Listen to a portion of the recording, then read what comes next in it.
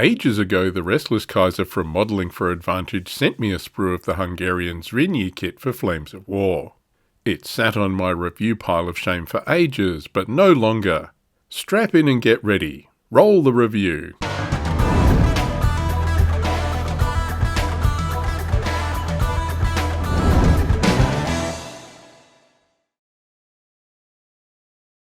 This is the Zrinyi assault gun platoon for Flames of War. It's a 15mm plastic kit for Hungarian forces released as part of the Bagration Axis Allies book. This book covers the Finnish, Romanian and Hungarian forces in late war. Zrinyi is an unusual choice for a plastic kit. Minor nations are usually covered with resin and metal kits. But what is Zrinyi? Let's look at some history. Assault guns were common infantry support vehicles used primarily during World War II. Their role was to accompany infantry into an assault and deliver direct fire against dug-in troops or fortifications. The Soviet Union and Germany built special-purpose assault guns, often mounting a gun or howitzer in an armoured casemate. Britain and the US were more likely to put a howitzer into an existing tank turret, like the M4 105mm Sherman or the 95mm Centaur. Tank destroyers were often similar in design, but their role was primarily anti-tank. Again, Germany and the USSR favoured casemated chassis for this, while the US and Britain tended to put anti-tank guns into turreted designs. Hungary produced a number of indigenous armoured fighting vehicles during World War II. This included an assault gun, the 43M Zrinyi. After witnessing a demonstration of a Stug 3, Hungary tried to acquire some from Germany. However, German industry had insufficient spare capacity to supply the numbers required. Instead, Hungary started working on their own design in 1942. The basis for the design was the chassis of the Hungarian 40M Turan medium tank. Using an existing Hungarian design for the assault gun simplified logistics and production. The hull of the Turan was lengthened and broadened to fit the casemate and guns. The Zrinyi design kept the riveted construction, and front armour thickness was increased to 75mm. Additional side protection was provided by optional metal mesh side skirts. Zrinyi was powered by an 8-cylinder engine that developed 260 horsepower. This drove the 21-ton vehicle along at about 27 miles an hour. Crew was 4 men, a driver, gunner, loader and commander. The main production variant was the 43M Zrinyi II, armed with a 105mm howitzer. This was intended for the infantry support role. About 72 of the 90 vehicles ordered were produced before the factory was destroyed by Allied bombing. The 44M Zrinyi I was planned to be a tank destroyer variant, armed with a Hungarian 75mm gun derived from the Pak-40. None saw service. Zrinyis fought mainly on the Eastern Front in 1944, and the only surviving example is in the Kubinka Tank Museum outside Moscow.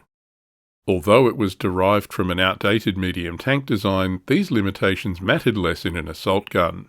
Overall, Zrinyi performed well enough in the role it was intended for, but by 1944 Hungary was fighting defensively against Soviet advances, and there weren't really enough Zrinyis to make a difference. If we look at the back of the box, there's an image of a completed kit and an exploded assembly diagram. The diagram shows the option for an open or closed commander's hatch at the rear of the casemate, but there's also the long 75mm gun option not shown here.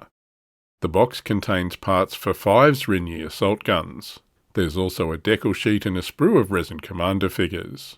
What you won't find are any unit cards. You need to buy these in the separate Bagration Hungarian unit card pack. Let's look at the plastic. The parts come on a single sprue of medium grey plastic. As is usual for battlefront kits, the moulding is crisp and clean with good relief on the surface detail. The upper hull piece shows the abundance of bolt detail. There's also nice engine deck and grille detail. The gunner's and loader's hatches are moulded closed, while the rear commander's hatch can be modelled open. The tracks are one-piece parts, moulded integral with the hull sides.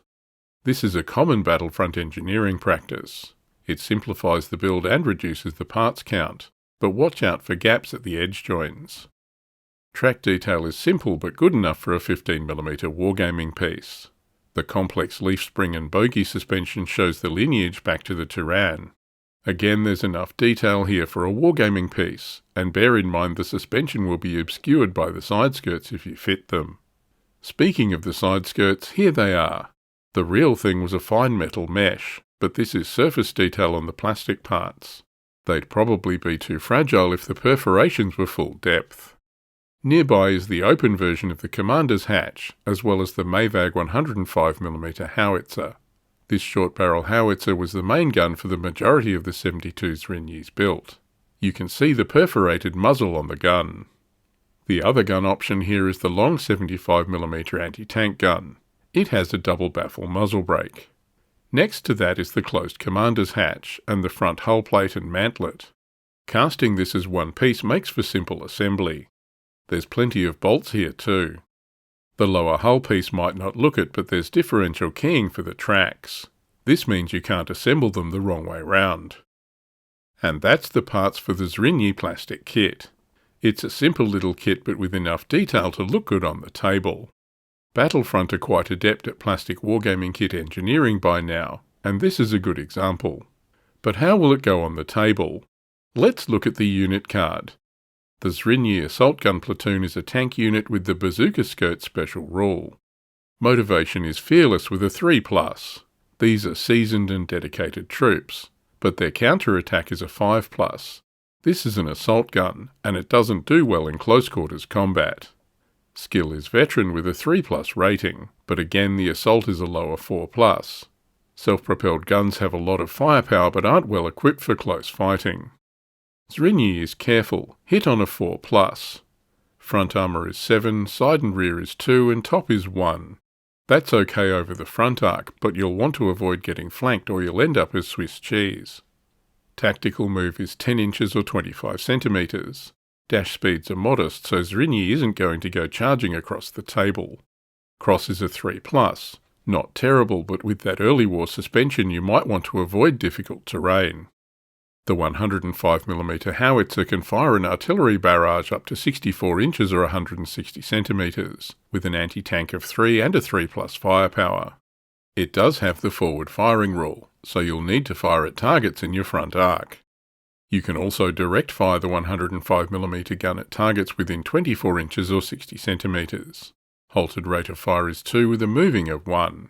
Anti-tank is 10 with a 2+ firepower. There are a few special rules if you fire direct fire. Brutal means any infantry gun or unarmoured tank teams re-roll successful saves. Plus the heat rule means the target's armour value doesn't increase if the range is over 16 inches. But there are limitations too. The gun is still forward firing and it has the slow firing rule, so there's an additional +1 to hit penalty if you fire the gun on the move. Zrinyi does have a machine gun, with a 16-inch range, rate of fire 3 halted and 2 moving, with an anti-tank 2 and 6 firepower. This is the Hungarian forces card. It's a pretty late war list, with the Hungarians getting Panthers, Tigers and Hetzers, as well as Panzer IVs and Stugs. Their indigenous units include the Turan medium tank and the Zrinyi assault gun company. Here's the Hungarian formations on the online forces builder. I don't own the assault gun company list, but let's look at a Zrinyi assault gun platoon from the support choices. The only option is to take a 3-gun Zrinyi platoon at 16 points. That's just over 5 points per tank. Stugs are only 1 point more for 3, and Hetzers are cheaper at 12 points for 3, but neither of these options bring a bombardment to the table. Being able to drop a bombardment might earn Zrinyi a place in a Hungarian list. Anyway, that's the Zrinyi 15mm plastic kit from Battlefront. It's a simple little kit but well designed with clear and crisp moulding. There are limited options, but you can decide on skirts or no skirts and even opt for a 75mm gun if you want a tank hunter. I still think it's curious this is in plastic while the Turan is resin and metal. I can only surmise that Battlefront thought people would generally use Panzer IVs and Panthers as tanks, but that this assault gun gives Hungarians a unique flavour. I hope you enjoyed getting a look at the Zrinyi. Thanks to the Restless Kaiser and Johnny B from Modelling for Advantage for supplying this kit. MFA's generous support helps me bring you all a wider range of kit reviews than I could from my own pocket. Thanks for watching. See you next time.